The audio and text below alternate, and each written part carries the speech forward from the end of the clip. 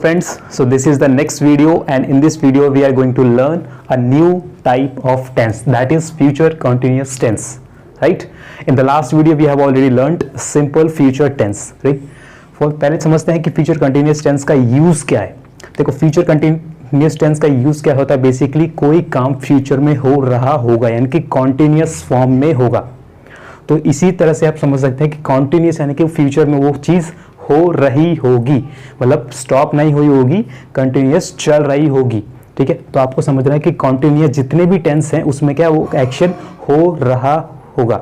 ठीक है, प्रेजेंट में हम देखते हैं हो रहा है, पास्ट में हम पास्ट कॉन्टिन्यूस देखते हैं हो रहा था, और फ्यूचर कॉन्टिन्यूस हम देखते हैं हो रहा होगा।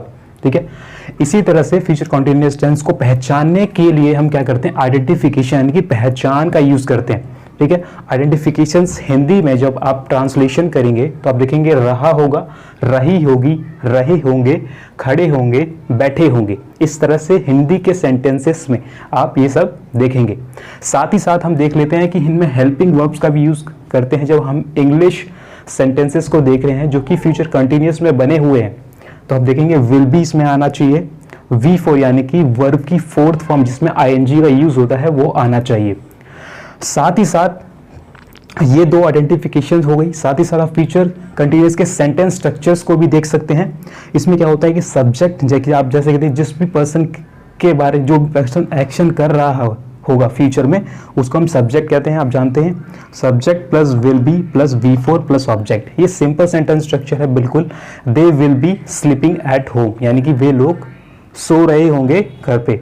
Next, subject plus will plus not plus be plus V4 plus object, यानी कि क्या है नेगेटिव फॉर्म आता है, और नॉट कब आएगा, विल और नॉट के बीच में। ठीक है, यानी कि विल के जस्ट फर्स्ट वर्ड के बाद ही नॉट की एंट्री होती है, देन नेक्स्ट हेल्पिंग वर्ब का जो सेकंड वर्ड है वो आता है V4 plus object. They will not be sleeping at home.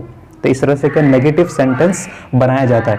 उसके बाद बात करते हैं हम इंटरोगेटिव सेंटेंस है जिसका आंसर हम यस और नो में ही देते हैं। सिर्फ विल सबसे पहले आ जाता है हेल्पिंग वर्ब का, अगर दो वर्ड है तो पहला वर्ड आगे आएगा, उसके जस्ट बाद सब्जेक्ट आएगा, then plus be, then plus V4, then plus object.